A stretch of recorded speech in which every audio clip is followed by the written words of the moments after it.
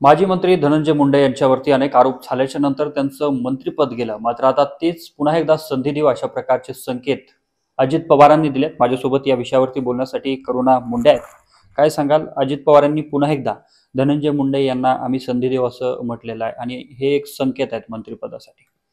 अजित दादा, तुम्ही हे धनंजय मुंडेला मंत्री करताना एक लक्षात ठेवा, तुम्ही जनप्रतिनिधी आहे, धनंजय मुंडे प्रतिनिधी नाही. ज्या तुम्ही फक्त धनंजय मुंडेचा विचार करताय आणि तुम्हाला संतोष देशमुख हत्या प्रकरण, तर संतोष देशमुखचा जे परिवार आहे त्यांचे दुःख दिसत नाही. महादेव मुंडे, जरीन शेख, असे खूप काय, संगीन डिगोले आणि काका गर्जे, असे खूप काय खून, मर्डर, हे लोकांच्या काला कारोबार कसं शासन प्रशासनाला हातामध्ये घेऊन सत्ताचा गैरवापर करून हे लोकांनी हे काले बाजारचा साम्राज्य बीडमध्ये करून ठेवलेलं आहे, ज्याच्यामुळे आज बीडचं नाव बिहार झालेलं आहे. ते आम्ही चलू देणार नाही. जरी तुमच्याकडे चांगले लोक नाही आहे तो तुम्ही तुमचा पक्ष बंद करून टाका आणि चांगले लोकांना तुम्ही मंत्रीपद द्या. आणि जरी तुम्हाला पालकमंत्री असताना तुम्हाला जरी बीडची जनताचे, ज्ञानेश्वरी मुंडे ताईचे, करुणा मुंडेचे परिवारचे आणि संतोष देशमुखचे परिवारचे जरी तुम्हाला दुःख दिसत नाही, तो तुम्ही एकच करा, आम्ही सगळ्यांना तुम्ही विष पाजा, नंतर तुम्ही धनंजय मुंडेला मंत्री द्या. आणि तुम्ही धनंजय मुंडेला मंत्री करण्याचे स्वप्न बघताय, पण धनंजय मुंडे अजून नवरा होण्याचे स्वप्न बघताय. ते लक्षात ठेवा. मला तुम्ही वेळ द्या, मी सगळे पुरावे घेऊन तुमच्याकडे येते, पण तुमच्याकडे वेळ नाहीये. सत्य ऐकण्याची तुमच्याकडे शक्ती अजून राहिलेली नाहीये.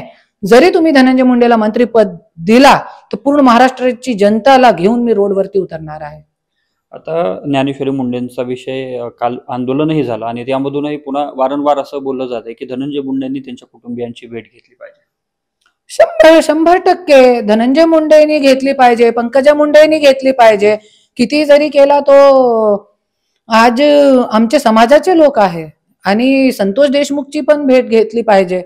पंकजा ताईचा प्रतिनिधी होता इलेक्शन मध्ये संतोष देशमुख, पण अजून त्यांनी भेट घेतली नाहीये. मतलब हे लोकांच्या डोक्यात कुठे आहे? आज हे लोक जनप्रतिनिधी नसून त्यांच्या डोक्यावरती काय मात चढलेला आहे शासनच्या, मला तो कळत नाही. आता धनंजय देशमुखांनी TV9शी बोलताना अशी प्रतिक्रिया दिली आहे की जरी अजित दादा त्यांना मंत्रिपद किंवा काहीतरी देऊ इच्छित असले तरी मात्र त्यांच्या विरोधात आमच्याकडे पुरावेत आणि या हत्या प्रकरणामध्ये आम्ही त्यांना आरोपी केल्याशिवाय शांत बसणार नाही. 100% जरी अजितदादांनी असं काही केला, मंत्रिपद दिला, तो 100% संतोष देशमुख हत्या प्रकरणामध्ये धनंजय मुंडेला सह आरोपी करू. त्याच्याशिवाय आम्ही शांत बसणार नाही. पूर्ण महाराष्ट्राची जनताला घेऊन अजितदादाच्या घरासमोर बसणार आहे. असं हे राजकारणी लोकांची मनमानी चलू देणार नाही. नक्कीच धन्यवाद. या होत्या आपल्यासोबत करुणा मुंडे, ज्यांनी आता अजितदादांना आपल्याकडे अनेक पुरावे असून त्यांना मंत्रिपद देऊ नये अशा प्रकारची मागणी केलेली आहे. तर त्यांना मंत्रिपद दिलं तर संतोष देशमुख खून प्रकरणात आपण त्यांना आरोपी केल्याशिवाय आपणही शांत बसणार नसल्याचं त्यांनी म्हटलंय. कॅमेरामन विनोद सह मी अशोक काळकुटे, TV9 मराठी, बीड.